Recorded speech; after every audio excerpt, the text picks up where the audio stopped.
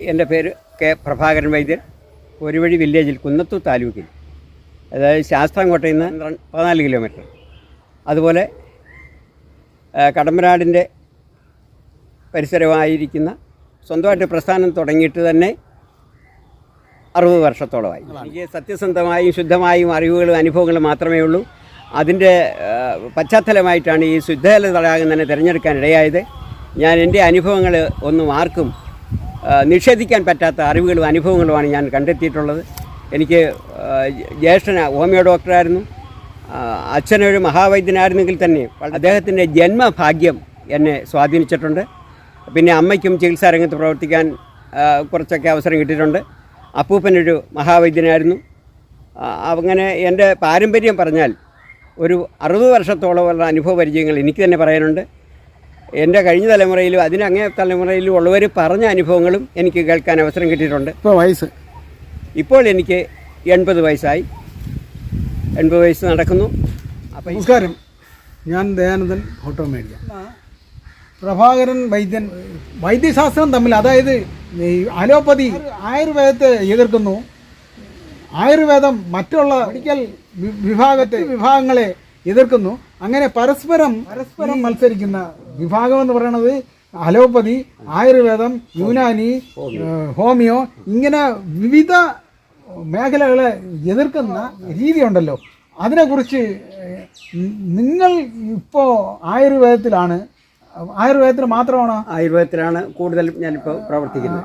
ആയുർവേദത്തിലും അല്ലാതെ അപ്പോൾ അതിനെക്കുറിച്ച് അത് പിന്നെ ഒരു കാലഘട്ടം കഴിഞ്ഞപ്പോൾ നമുക്ക് ആരോഗ്യമല്ലാത്ത വരുന്ന രീതിയിലുള്ള ജീവിത രീതിയായിട്ട്, അപ്പോൾ അതിനെ അറിയിക്കുന്ന പരിഗണനയുള്ള ജീവിത രീതിയല്ല പിന്നെ വന്ന തലമുറയ്ക്ക്. അങ്ങനെ തലമുറയ്ക്ക് വൈകല്യം സംഭവിച്ചപ്പോൾ, തലമുറയുടെ സംസ്കാരം മാറിയപ്പോൾ നമുക്ക് ആയുർവേദം തന്നെയാണ് മറ്റ് പാർശ്വഫലങ്ങളില്ലാത്ത ഒരു അനുഭവ പരിചയം ആയുർവേദത്തിൽ കിട്ടിയത് കൊണ്ടാണ് ആയുർവേദം തന്നെ കണ്ടിന്യൂ ചെയ്യാമെന്ന് വെച്ചാൽ ഞാൻ തന്നെ മരുന്ന് ഉണ്ടാക്കി കൊടുക്കുന്ന പതിവായിരുന്നു ഉള്ളത്. ഇപ്പോൾ ഈ അടുത്ത കാലത്ത് വിശ്വാസയോഗ്യമായ ചില മരുന്നുകളൊക്കെ നമ്മൾ എടുത്ത് ചെയ്യുക. ആയുർവേദത്തിൽ മാറാത്ത രോഗങ്ങളൊന്നുമില്ല.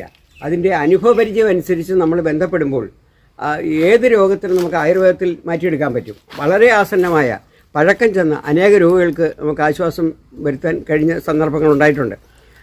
വളരെ ദൂരെ നിന്നൊക്കെ വന്ന രോഗികൾക്ക് 35 വർഷം പഴക്കമുള്ള തലവേദന മാറ്റാൻ കഴിഞ്ഞിട്ടുണ്ട്. പാലക്കാട് അബോധാവസ്ഥയിൽ പല ചികിത്സകളും ചെയ്ത് തൃശ്ശൂർ അപ്പോളോ മെഡിക്കൽ ഹോസ്പിറ്റലിൽ ചികിത്സയിലിരുന്ന ഒരു 7 വർഷക്കാലം ഗുളിക കഴിക്കുക ഉറങ്ങുക, ഗുളിക കഴിക്കുക ഉറങ്ങുക, അങ്ങനെ കിടന്ന ഒരു സ്ത്രീ, ഒരു വളരെ ചെറുപ്പക്കാരിയായിട്ടൊരു സ്ത്രീ നമ്മുടെ ചികിത്സയിൽ രക്ഷപ്പെട്ട അനുഭവം അടുത്ത കാലത്ത് ഉണ്ടായിട്ടുണ്ട്. പിന്നെ ഒരാൾക്ക് വയറ്റ് വേദന എന്ന് വെച്ചാൽ കാറ്ററിംഗ് സർവീസുള്ള വ്യക്തിയായിരുന്നു. ആ വ്യക്തിക്ക് വയറ്റിന് ഏതോ കുടലിന് കുറച്ച് ഭാഗത്ത് കട്ടി കുറഞ്ഞ് നീരും വേദനയായിട്ട് ഓപ്പറേഷൻ ചെയ്യണമെന്ന് പറഞ്ഞുകൊണ്ടിരുന്ന സമയത്ത് മൂന്നാറിലെ, അതായത് ജാർഖണ്ഡിലുള്ള രോഗിയാണ്, മൂന്നാറിലാണ് അയാൾ കാറ്ററിംഗ് വർക്ക് ചെയ്തുകൊണ്ടിരിക്കുന്ന ഒരു 5 സ്റ്റാർ ഹോട്ടലിൽ. അപ്പോൾ പുള്ളിക്കാരന് ഈ വയറ്റിന് അസുഖം വന്നപ്പം അവിടെ ഒപ്പം ജോലി ചെയ്തുകൊണ്ടിരുന്ന ഒരു സഹപ്രവർത്തകൻ്റെ വയറ്റിൻ്റെ അസുഖം എൻ്റെ വീടിനടുത്തുള്ള ഒരു പാർട്ടി, ഒരു 4 കിലോമീറ്റർ അപ്പുറത്തുള്ള ഒരു പാർട്ടിയുടെ അസുഖം മാറിയപ്പോൾ ആ പുള്ളിക്കാരൻ പറഞ്ഞു നമുക്ക് ഇന്നടുത്ത് പോകാമെന്ന് പറഞ്ഞു. അങ്ങനെ ഒരു 3 ആഴ്ച മരുന്ന് കഴിച്ചപ്പോൾ തന്നെ അയാൾക്ക് ഈ ഓപ്പറേഷൻ ചെയ്യണമെന്നുള്ള താല്പര്യവും കുറഞ്ഞു കിട്ടി. 2 ലക്ഷം രൂപ ഇല്ലാഞ്ഞുകൊണ്ട് അയാൾ ഓപ്പറേഷൻ ചെയ്യാൻ പോയില്ലെന്നുള്ളതേ ഉള്ളൂ. പക്ഷേ ഇതെല്ലാം ആയുർവേദത്തിൽ സുഖമായ അനുഭവങ്ങൾ ധാരാളമുണ്ട്. ഇപ്പോഴേ പുള്ളി സുഖമായിട്ട് വർക്ക് ചെയ്യുന്നു. മൂന്നാർ ഹോട്ടലിൽ നല്ല രീതിയിൽ വർക്ക് ചെയ്യുന്നു. ഇപ്പോഴും വർക്ക് ചെയ്യുന്നുണ്ട്. അയാളുടെ പേര് ബീർവൽ. പിന്നെ അതുപോലെ പാലക്കാട് നിന്ന് വന്ന് തലയ്ക്ക് സുഖമില്ലാതെ നിന്ന് ശനി വന്ന് തലവേദന വന്ന് ഛർദിലുള്ള ഒരു കേസ്. അതെല്ലാം ആയുർവേദത്തിൽ മാറിയ അനുഭവങ്ങളാണ്. എല്ലാം അലോപ്പതി അങ്ങേയറ്റം പരീക്ഷിച്ചു, ഹോമിയോ പരീക്ഷിച്ചു. എല്ലാ പരീക്ഷകൾക്കും ശേഷം അവസാനം ആരോ പറഞ്ഞറിഞ്ഞ് വിശ്വാസയോഗ്യമായി വന്നു, ചികിത്സയ്ക്ക് തയ്യാറായി, വ്യത്യാസം വന്നിട്ടുണ്ട്. അപ്പോൾ ഒരു കുട്ടി ജനിക്കുമ്പോൾ മുതലാണ് അതിനെക്കുറിച്ച് പഠിക്കേണ്ടതില്ല.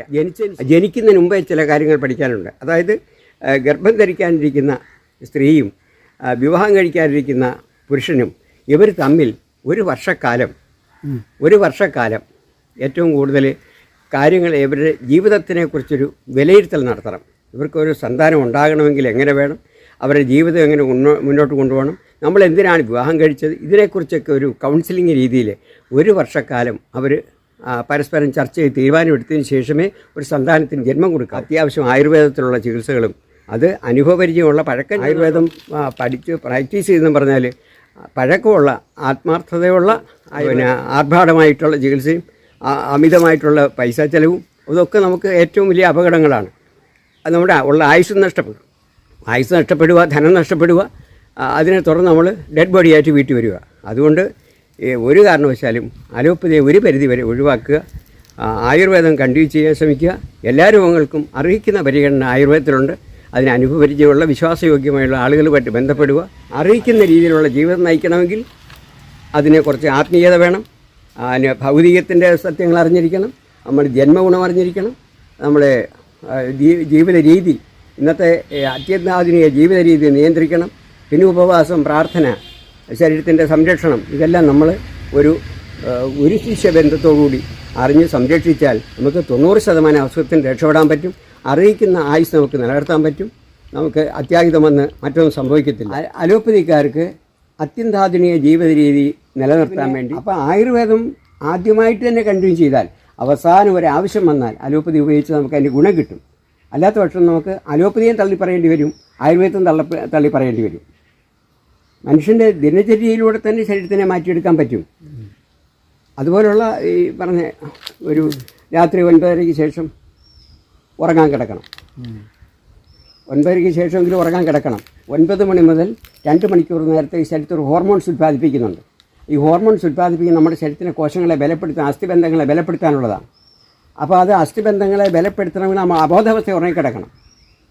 അബോധാവസ്ഥ ഉറങ്ങിക്കിടക്കുമ്പോൾ മാത്രമേ ശരീരത്തിൽ സർജറി നടക്കത്തുള്ളൂ. ശരീരത്തിന് പിന്നെ അതിൻ്റെ ഡയറക്ഷൻ കറക്റ്റ് ആകത്തുള്ളൂ. അതുകൊണ്ട് 9 മണിക്ക് ഉറങ്ങാൻ കിടക്കുക, 3:30-4 മണിയാകുമ്പോൾ എഴുന്നേൽക്കുക, 5 മണിക്ക് മുമ്പെങ്കിലും കുളിച്ച് നമ്മൾ പ്രാർത്ഥനയാണെങ്കിൽ അത്, അല്ലെങ്കിൽ അതിനെ പുസ്തകം പാരായണം ചെയ്യാനുണ്ട്, അങ്ങനെ എന്തെങ്കിലും പഠിക്കാനുള്ള അവസരം കണ്ടെത്തുക. അപ്പോൾ ഓർമ്മശക്തിയെ വളർത്തുന്നതിനുള്ള ഏറ്റവും പ്രധാനപ്പെട്ട സമയം വെളുപ്പാങ്കാലമാണ്. അതുപോലെ പിന്നെ പറഞ്ഞ പോലെ വൈകിട്ടത്തെ ഭക്ഷണം. നിങ്ങൾ ഏതെല്ലാം വിധത്തിൽ ഉള്ള ഡോക്ടർമാരുണ്ട് നിങ്ങളെ സുഹൃത്തുക്കളായിട്ട്? എനിക്കിപ്പോൾ അലോപ്പതി ഡോക്ടർമാർ എൻ്റെ കുടുംബത്തിലുണ്ട്. പിന്നെ അതിൽ ആയുർവേദ ഡോക്ടറിൻ്റെ മകനുണ്ട്. പിന്നെ തുടർന്ന് ഹോമിയോപ്പതി ഡോക്ടറുടെ ശിഷ്യത്വം ലഭിച്ചിട്ടുണ്ട്. ഇപ്പോൾ ഹോമിയോപ്പതി നമുക്ക് വിശ്വാസയോഗ്യമായി ചികിത്സിക്കാൻ പറ്റുന്ന കുറേ മരുന്നുകളുണ്ട്. ഒന്നും മോശമല്ല, പക്ഷേ ഓരോന്നിനും തരം തിരിച്ച് ചിന്തിക്കാനും പഠിക്കാനുമുള്ള അവസരങ്ങൾ നമ്മൾ സ്വയം കണ്ടെത്തണം. നമ്മൾ അബോധാവസ്ഥയിൽ പോയ രോഗിയെ ഡോക്ടറെ പോയി കാണാൻ ചെന്ന് കഴിഞ്ഞാൽ നമ്മളുടെ അബോധാവസ്ഥ ആ പുള്ളിയിൽ റിഫ്ലക്റ്റ് ചെയ്യും. അവർ കമ്പ്യൂട്ടറിനകത്ത് ഡിസ്കിട്ട് വെച്ചിരുന്നിട്ട് നമ്മളോട് ചോദിക്കും ഇന്ന രോഗമുണ്ടോ, ഇന്ന രോഗമുണ്ടോ എന്ന് ചോദിച്ചാൽ നമുക്ക് പ്രായത്തിന് ഇപ്പോൾ 80 വയസ്സുള്ള ഒരാളിന് ഇന്ന രോഗങ്ങൾ വന്നിരിക്കണമെന്ന് അവർ കമ്പ്യൂട്ടറിനകത്ത് സെറ്റ് ചെയ്ത് വെച്ചിട്ടുണ്ട്. നമുക്കിപ്പോൾ എത്ര വയസ്സുണ്ട്? 80 വയസ്സ്. 80 വയസ്സുണ്ടെങ്കിൽ നിങ്ങൾക്ക് ഇന്ന അസുഖമുണ്ടോ? ഇല്ല, എനിക്ക് അങ്ങനെ അസുഖം. അപ്പോൾ നിങ്ങളുടെ പ്രായത്തിൽ വ്യത്യാസമുണ്ട്. നിങ്ങൾ പറയുന്നത് തെറ്റാണ്. നിങ്ങൾക്ക് 80 വയസ്സില്ല. അല്ല, എനിക്കിപ്പോൾ 82 ഉണ്ട്. 82 ഉണ്ടെങ്കിൽ നിങ്ങൾക്ക് ഇത്രയും കണ്ടാൽ പോരെ, ഇത്രയും രോഗം കണ്ടാൽ പോരെ. ഇതാണ് ഡോക്ടർമാർ പഠിച്ചിരിക്കുന്നത്. അതേസമയത്ത് ഓരോരുത്തർക്കും അതിൻ്റേതായ ശരീരത്തിൻ്റെ സെറ്റിംഗ്, അതിൻ്റെ ജന്മത്തിലെ ഒരു ഗുണം കിടപ്പുണ്ട്. ആ ജന്മഗുണം അനുസരിച്ച് ജീവിക്കാൻ പറ്റത്തുള്ളൂ. അല്ലാതെ പിന്നെ നമ്മൾക്ക് ആർട്ടിഫിഷ്യലായിട്ട് വ്യത്യാസം വരുത്താൻ പറ്റുന്ന ഒരു ജീവിത രീതി അല്ല. നമുക്ക് ജന്മത്തിലേക്ക് കിട്ടുന്ന ചില കാര്യങ്ങളുണ്ട്. അതിനെ മനസ്സിലാക്കിക്കൊണ്ട് മുന്നോട്ട് പോകുകയാണെങ്കിൽ നമുക്ക് രോഗങ്ങളില്ലാതെ ജീവിക്കാൻ പറ്റും.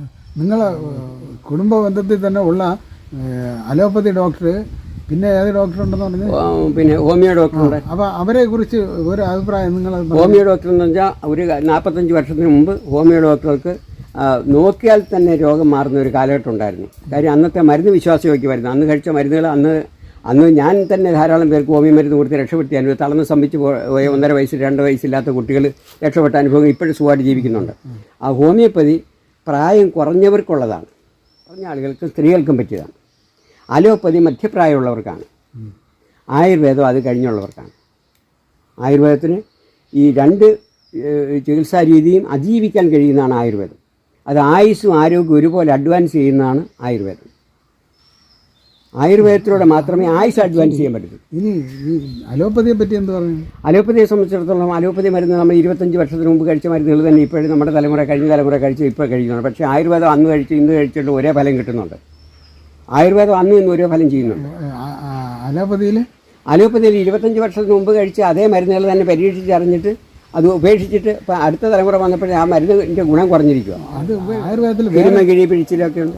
അല്ല, യുനാനി എന്ന് പറയുന്നത് യുനാനി എന്ന് വെച്ചാൽ അത് മരുന്നുകൾ ഉണക്കി പൊടിച്ചെടുക്കുന്ന സംവിധാനം. അത് ആയുർവേദത്തിൻ്റെ മറ്റൊരു വിഭാഗമാണ്. അതെന്ന് പറഞ്ഞാൽ നമുക്ക് അലോപ്പതി മരുന്ന് ഇഞ്ചക്ഷൻ എടുക്കുമ്പോൾ കിട്ടുന്ന അതേ ഗുണം ഈ പൗഡർ ചികിത്സാ പൗഡർ നാക്കിലിടുമ്പോൾ തലച്ചോറിലൂടെ അബ്സോർവ് ചെയ്ത് ശരീരത്തെ എഫക്റ്റ് ചെയ്യുന്നുണ്ട്. അതാണ് അത് യുനാനി. ആ ഇനി യുനാനി അല്ലാതെ വേറെ ഹെർബോ മിനറൽ, അത് പച്ചമരുന്നുകൾ ഉണക്കി പിടിച്ചെടുക്കുന്ന ഒരു ചികിത്സാ രീതിയാണ് ഈ യുനാനി. പിന്നെ ഹെർബോ മിനറൽ കൊണ്ട് ചികിത്സാ രീതി ഉണ്ടായിരുന്നു. അത് വേറൊരു ചികിത്സാ രീതി. അത് വേറൊരു ചികിത്സ. അത് ഓരോ ഏരിയയിലെ പ്രാധാന്യം വന്നിട്ടുണ്ട്, നമ്മുടെ നാട്ടിൽ പ്രചാരത്തിലില്ല. അപ്പോൾ ഇതൊക്കെ ചികിത്സാ രംഗത്ത് അത്ഭുതം കാണിച്ചിട്ടുള്ള വിധികളാണ്. അന്ന് അർഹിക്കുന്ന മരുന്നുകളുണ്ടായിരുന്നു. ഇപ്പം മരുന്നുകൾ വിശ്വാസം കിട്ടാനില്ല. അതുകൊണ്ട് രോഗികളെ നമുക്ക് കൂടുതൽ വിശ്വസിക്കാനൊക്കത്തില്ല. അവസ്ഥയാണ്. വേണ്ട എന്നല്ലേ പറയണേ? അലോപ്പതി വേണ്ടെന്നല്ല, അത്യാഹിത സന്ദർഭങ്ങളിൽ ചിലപ്പോൾ പെട്ടെന്ന് എഫക്റ്റ് ചെയ്യുന്ന ചില മെഡിസിൻ അവരുടെ കയ്യിലുണ്ട്. പക്ഷേ ഞാൻ പഠിച്ച കാലത്ത്, ഞാൻ ഒരു 50-60 വർഷത്തോളമായി ചികിത്സാ രംഗത്ത് പ്രവർത്തിക്കുന്നു, അന്നുണ്ടായിരുന്ന ഒരു അലോപ്പതി മരുന്ന് ഇന്നിപ്പോൾ വാങ്ങിക്കാനില്ല. ഒറാബോൾ എന്ന് പറഞ്ഞൊരു ടാബ്ലറ്റ് ഉണ്ടായിരുന്നു. അത് കഴിച്ചു കഴിഞ്ഞാൽ രോഗം വരത്തില്ല. ഒറാബോൾ ഇഞ്ചക്ഷൻ ഉണ്ടായിരുന്നു, നീളം കുറഞ്ഞ. രോഗം വരാതിരിക്കാനുള്ള മരുന്നുകളെല്ലാം നിരോധിക്കാൻ കാര്യം എന്താണ്? രോഗം വരാതിരിക്കുമ്പോൾ എങ്ങനെ ചികിത്സിക്കുന്നത്? അതുകൊണ്ടാണ് രോഗം വരാതിരുന്ന പിന്നെ ചികിത്സിക്കുന്നത് എങ്ങനെ? അത് ആ മരുന്ന് വെച്ച് ചികിത്സിച്ചവർക്ക് വേറെ എന്തെങ്കിലും ശരീര അസ്വസ്ഥത യാതൊരു അസ്വസ്ഥതകളും. എൻ്റെ മോൻ തന്നെ ഒറാബോളിന് ടാബ്ലറ്റ് കഴിച്ചിട്ടുള്ള, സിറപ്പ് കഴിച്ചിട്ടുള്ള, അവനിപ്പോൾ ആരോഗ്യം ഇരട്ടി, ആരോഗ്യം നല്ല കഴിവും തൻ്റെ ഇടമുണ്ട്. ഒരു കുഴപ്പമില്ല. വയസ്സായി? അവനിപ്പോൾ 45 വയസ്സുണ്ട്. എത്ര വയസ്സിലാണ് അയാൾ കഴിച്ചത്? ഒരു 3 വയസ്സ്, 3.5 വയസ്സ്, 3.5 വയസ്സുള്ളപ്പോൾ, 3.5-4 വയസ്സുള്ളപ്പോൾ കഴിച്ചത്. ആരോഗ്യം എങ്ങനെയുണ്ട്? ആരോഗ്യം എന്നേക്കാൾ ഇരട്ടി ആരോഗ്യവും ബലവും. എന്നെ വേണേൽ എടുത്തുകൊണ്ട് നടക്കും. അതിനുള്ള ആരോഗ്യം ബലവും ഉണ്ട് അവന് ഇപ്പോഴും. പിന്നെ വേറെ ഒരു ഹോമിയോ ഡോക്ടർ ഉണ്ടെന്ന് പറഞ്ഞു. ഹോമിയോ ഡോക്ടർ എൻ്റെ അച്ഛൻ്റെ ജ്യേഷ്ഠൻ്റെ മകനായിരുന്നു. പുള്ളി പിന്നെ ഡൽഹി പോയി ആദ്യമായിട്ട് ഹോമിയോ സർട്ടിഫിക്കറ്റ് വാങ്ങിച്ച പുള്ളിക്കാനായിരുന്നു. അത് ചികിത്സാ രംഗത്ത് വളരെ അത്ഭുതകരമായ അനുഭവം ഉള്ള മനുഷ്യനായിരുന്നു. പക്ഷേ ആ പാരമ്പര്യം പിന്തുടരാൻ പറ്റുന്ന മറ്റാളുകൾ ഞങ്ങളുടെ തലമുറയില്ലാതെ പോയി. അതുകൊണ്ട് അതിൻ്റെ ടെക്നിക്കൽ നമുക്ക് കിട്ടിയിട്ടില്ല. പക്ഷേ ആയുർവേദത്തിൽ, ഹോമിയോപ്പതിയിൽ കുറച്ച് കാര്യങ്ങൾ നമുക്ക് ചികിത്സാ പരിചയം കിട്ടിയ, ഞാൻ ചികിത്സ പഠിച്ചിടത്ത് ഹോമിയോ, അലോപ്പതി, ആയുർവേദം എല്ലാം ഉണ്ടായിരുന്നു. അതുകൊണ്ട് എനിക്ക് അങ്ങനെ ഹോമിയോപ്പതിയുടെ ഒരു ചെറിയ ബാലൻസ് കിട്ടിയിട്ടുണ്ട്. ആ ഹോമിയോപ്പതി വെച്ചുകൊണ്ട് ഞാൻ ഒരുപാട് പേരെ രക്ഷപ്പെടുത്തിയിട്ടുണ്ട്. പക്ഷേ ഒരു 25 വർഷത്തിൽ കൂടുതലായിട്ട് ഞാനിപ്പോൾ ഹോമിയോ അങ്ങനെ അധികം കൈകാര്യം ചെയ്യാറില്ല. അത്യാവശ്യം ചില മരുന്നുകൾ ഉപയോഗിക്കും.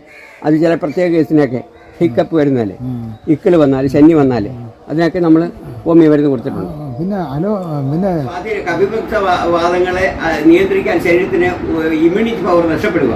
നേരത്തെ പലപ്പോഴും പിടിച്ച് അറസ്റ്റ് ചെയ്തിട്ടുണ്ട്. കാര്യം അലോപ്പതിക്കാർ ഓവർടേക്ക് ചെയ്ത് സംസാരിക്കുന്നു. അലോപ്പതി കൊണ്ടാണ് അവർ രക്ഷപ്പെട്ടിരിക്കുന്ന ഈ സർക്കാരും പിന്നെ സമൂഹത്തിൻ്റെ വളർച്ചയും അലോപ്പതിയെ ആശ്രയിച്ചാണ്. ആ സമയത്ത് ആയുർവേദത്തിന് ചികിത്സിച്ച രോഗം കുറയുക. ഇപ്പം തന്നെ ആണെങ്കിൽ തൊഴിലുറപ്പെന്നും പറഞ്ഞൊരു സംഗതി, തൊഴിലുറപ്പ് പദ്ധതി എന്ന് പറഞ്ഞ പെണ്ണുങ്ങളെ ഉണ്ട്. അത് നാട്ടിലുള്ള പച്ചമരുന്നുകൾ മൊത്തം നശിപ്പിക്കാൻ വേണ്ടി സർക്കാർ കണ്ടുപിടിച്ച പദ്ധതിയാണ്. കോപ്പറേറ്റീവ് പൈസ ഉണ്ടാക്കാൻ വേണ്ടി. ആരെങ്കിലും മരുന്ന് കഴിച്ച് രക്ഷപ്പെട്ട് കഴിഞ്ഞാൽ അവർക്ക് അത്രയും രൂപകൾ അങ്ങോട്ട് ചെല്ലത്തില്ല. ഒരുമാതിരിപ്പെട്ട പറമ്പുകളിലെല്ലാം റോഡ് സൈഡിലുള്ള ഒരു ഒറ്റമൂലി പോലും ഇന്ന് വാങ്ങിക്കാൻ കിട്ടാനില്ല. എല്ലാം ഈ തൊഴിലുറപ്പ് മുഖാന്തരം പോയതാണ്. അതുപോലെ ഓരോന്നും മനുഷ്യരുടെ നാശത്തിന് വേണ്ടി കണ്ടുപിടിച്ചിരിക്കുന്ന ഓരോ സംഭവങ്ങൾ മനുഷ്യ അന്ധമായിട്ട് ഇതിനകത്തെല്ലാം ഉൾക്കൊള്ളുന്നതുകൊണ്ട്, അത് സർക്കാർ പറഞ്ഞ അല്ലെങ്കിൽ ഡോക്ടർ പറഞ്ഞതാ എന്ന് പറഞ്ഞാൽ അതിനകത്ത് കയറി മരിക്കാൻ തുടങ്ങുന്നതുകൊണ്ട് നമ്മൾ സജീവമായിട്ട് ജീവിക്കാൻ പറ്റുന്നതായിരുന്നു. പക്ഷേ ആ മരുന്നുകളൊന്നും അമിതമായി കഴിഞ്ഞപ്പോൾ, ഏതൊന്നും അമിതമാകുമ്പോൾ അത് ശരീരത്തിന് താങ്ങാൻ പറ്റത്തില്ല. അത് എരി കഴിച്ചാലും പുളി കഴിച്ചാലും മധുരം കഴിച്ചാലും എന്തോ അതിൽ അമിതമാകുമ്പോൾ അത് രോഗമായിട്ട് മാറും. അത് കഫപിത്തവാദങ്ങൾക്ക് സ്വാധീനം. 150 വർഷത്തിൽ കൂടുതലായില്ല ഇറ്റലിയിൽ നിന്ന് അലോപ്പതി ഇങ്ങോട്ട് വന്നിട്ട്. അതിനു മുമ്പ് അവിടെ പാരമ്പര്യ വൈദ്യന്മാരുണ്ടായിരുന്നു, വളരെ ചികിത്സ അറിയാവുന്നവരുണ്ടായിരുന്നു. അവരെയൊക്കെ പിടിച്ച് അറസ്റ്റ് ചെയ്തിട്ട് അവരുടെ സിദ്ധാന്തങ്ങളും അവരുടെ ഗ്രന്ഥങ്ങളും വാങ്ങിച്ചാണ് ഈ വാറ്റ് മരുന്നും പിന്നെ ഇങ്ങനെയുള്ള കൃത്രിമ ചികിത്സ രീതി തുടങ്ങിയത്. അത് പട്ടിയും പൂച്ചയൊക്കെ എത്ര തന്നെ കൊന്നിട്ടുള്ളതെന്ന് നിശ്ചയിക്കാനൊക്കത്തില്ല. പട്ടി, പൂച്ച, കുരങ്ങ്, പന്നി, മുയൽ ഇതിനെല്ലാം കൊന്നു പഠിച്ചുള്ള പരിചയമാണ് ഇതിനകത്തുള്ളത്, അലോപ്പതിക്കുള്ളത്. ഇതെല്ലാം ഓരോ ജീവിയെ നശിപ്പിച്ചിട്ടുള്ള പരിചയമാണ്. അപ്പോൾ ഇപ്പോഴും ബോധമില്ലാത്തവർ ചികിത്സിക്കാൻ അവരിയ്ക്കുന്ന, ബോധമുള്ളവർ ചികിത്സിക്കുന്നില്ല. തലയ്ക്ക് സുഖമില്ലാത്ത ഒരാളിനെ ആശുപത്രി കൊണ്ടുവന്നപ്പോഴേ എനിക്കെന്തോ അറിയാമെന്ന് ചോദിച്ചു. ഞാൻ മനസ്സിനാണ് ചികിത്സിക്കുന്നത്, ശരീരത്തിനല്ലെന്ന് പറഞ്ഞു. ശരീരത്തിന് ചികിത്സ എന്തോ? അപ്പം നിങ്ങളിതോ മനസ്സിനെ വെച്ചാൽ മനസ്സിന് രക്ഷപ്പെടാതെ ശരീരം അങ്ങനെ രക്ഷപ്പെടുന്നത്. അപ്പോൾ ശരീരത്തെ രക്ഷപ്പെടുത്താതെ കൊണ്ട് മനസ്സിനെ നശിപ്പിക്കാൻ ശ്രമിക്കുക. ശരീരത്തെ നശിപ്പിച്ചിട്ട് മനസ്സിനെ രക്ഷപ്പെടുത്തുന്നത് എങ്ങനെയാണെന്ന് ഞാൻ അവരോട് ചോദിച്ചു. ശരീരത്തിന് ബോധമില്ലെങ്കിൽ, ശരീരത്തിന് ജീവിതം ഇല്ലെങ്കിൽ മനസ്സെങ്ങനെ രക്ഷപ്പെടും? അപ്പോൾ മനസ്സിനെ രക്ഷപ്പെടുത്താനാണെന്നും പറയുന്ന കഴിക്കുന്ന മരുന്നുകൾ ഒരിക്കലും ശരീരം രക്ഷപ്പെടുത്തുന്നതിനില്ലല്ലോ. സെഡേറ്റീവ് മെഡിസിൻ കൊടുത്തു കഴിഞ്ഞാൽ മിണ്ടാതെ കിടക്കുന്ന രോഗിയെ ചികിത്സിച്ച് രക്ഷപ്പെടുത്തുകയെന്ന് പറയാൻ പറ്റുമോ? സെഡേറ്റീവ് മെഡിസിൻ കൊടുത്ത് ബോധമില്ലാതെ കിടക്കുന്നതിനെ മനസ്സിൽ നന്നാക്കാനെന്ന് പറഞ്ഞാൽ അവന് ബോധമില്ലാതെ ബോധം ഉണ്ടെങ്കിലല്ലേ അവന് ജീവിക്കാൻ പറ്റും. അവനെ ബോധം നശിപ്പിച്ചിട്ട് അവനെ എന്ത് മരുന്ന് കൊടുത്ത് രക്ഷപ്പെടുത്താൻ പറ്റും? അവസ്ഥയായി. അപ്പോൾ നമ്മൾ തൽക്കാലം നിർത്തി. ഓക്കെ, നമസ്കാരം. അപ്പോൾ നമ്മൾ തൽക്കാലം നിർത്തിയാണ്. ഓക്കെ.